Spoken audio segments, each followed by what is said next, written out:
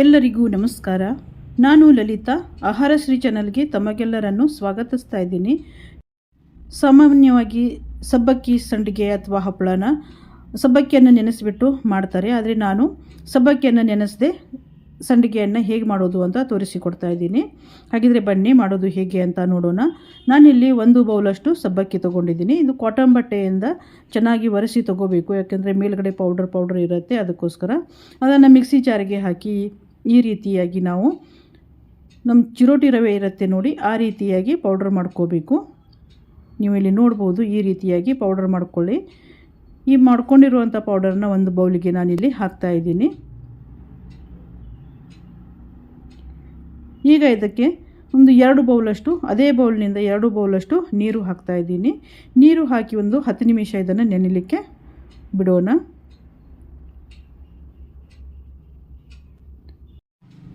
ಒಂದು ಪ್ಲೇಟನ್ನು ಮುಚ್ಚಿ ಇದನ್ನು ಪಕ್ಕಕ್ಕೆ ಇಟ್ಕೊಳ್ಳೋಣ. ಈಗ ನಾನಿಲ್ಲಿ ಒಂದು ಮಿಕ್ಸಿ ಜಾರ್ ತೊಗೊಂಡಿದ್ದೀನಿ. ಈ ಜಾರಿಗೆ ಒಂದು 4 ಹಸಿಮೆಣಸಿನ್ಕಾಯಿ, ನೀವು ಖಾರ ನೋಡಿಕೊಂಡು ಹೆಚ್ಚು ಕಡಿಮೆಯನ್ನು ಮಾಡ್ಕೋಬಹುದು. ಹಾಗೆಯೇ ಸ್ವಲ್ಪ ಕರಿಬೇವು, ಇದನ್ನು ಸ್ವಲ್ಪ ತರಿಯಾಗಿ ಪೇಸ್ಟ್ ಮಾಡ್ಕೊಳ್ಳೋಣ. ನೀವಿಲ್ಲಿ ನೋಡ್ಬೋದು, ಈ ರೀತಿಯಾಗಿ ಪೇಸ್ಟ್ ಮಾಡ್ಕೊಳ್ಳಿ.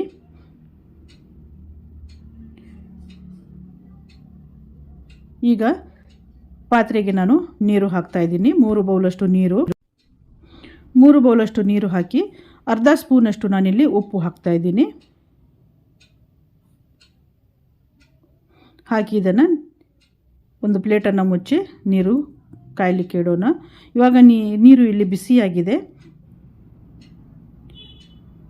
ಈಗ ನಾವೇನು ಸಬ್ಬಕ್ಕಿ ರವೆಯನ್ನು ಮಾಡ್ಕೊಂಡಿದ್ದು ನೆನೆಲಿಕ್ಕೆ ಇಟ್ಟಿದ್ದೀವಲ್ಲ, ಇದು ಚೆನ್ನಾಗಿ ನೆಂದಿದೆ. ಇದಕ್ಕೆ ಇನ್ನೊಂದು ಬೌಲಷ್ಟು ನಾನಿಲ್ಲಿ ನೀರು ಹಾಕ್ತಾಯಿದ್ದೀನಿ. ನೀರು ಹಾಕಿ ಮಿಕ್ಸ್ ಮಾಡ್ಕೊಳ್ಳಿ.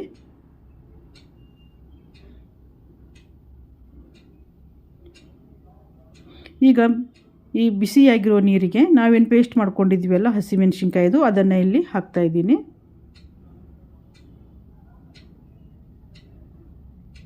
ಹಾಕಿ ಈ ರೀತಿಯ ಒಂದು ಸಲ ಇದು ತಿರುಗಿಸ್ಕೊಳ್ಳೋಣ.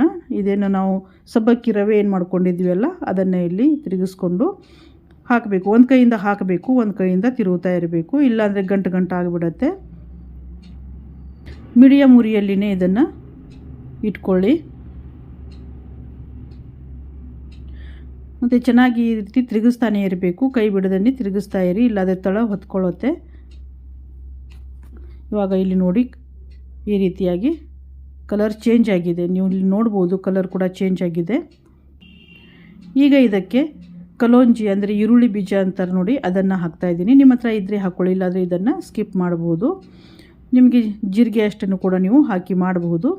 ಒಂದು ಅರ್ಧ ಸ್ಪೂನಷ್ಟು ಕಲೋಂಜಿ ಬೀಜ, ಅರ್ಧ ಸ್ಪೂನಷ್ಟು ಜೀರಿಗೆ ಹಾಕಿದ್ದೀನಿ. ಹಾಕಿ ಇದನ್ನು ಮಿಕ್ಸ್ ಮಾಡ್ಕೊಳ್ತಾ ಇದ್ದೀನಿ. ಸ್ವಲ್ಪ ಉಪ್ಪು, ಮತ್ತೆ ಸ್ವಲ್ಪ ಉಪ್ಪು, ಒಂದು ಅರ್ಧ ಸ್ಪೂನಲ್ಲಿ ಮೊದಲಿಗೆ ಉಪ್ಪು ಹಾಕಿದೆ. ಈಗ ಸ್ವಲ್ಪ ಉಪ್ಪು ಹಾಕ್ತಾಯಿದ್ದೀನಿ. ನೀವು ಉಪ್ಪು ನೋಡಿಕೊಂಡು ಮತ್ತೆ ಸ್ವಲ್ಪ ಉಪ್ಪನ್ನು ಹಾಕಬಹುದು.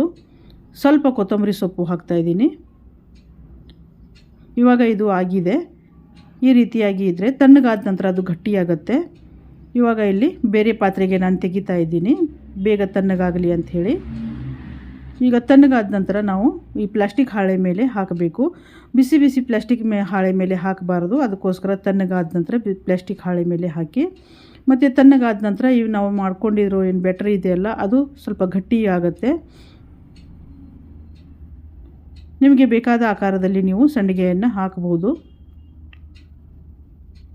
ಇವಾಗ ಇಲ್ಲಿ ನೋಡಿ, ಪೂರ್ತಿಯಾಗಿ ಸಂಡಿಗೆ ನಾನು ಇಲ್ಲಿ ಹಾಕಿದ್ದೀನಿ.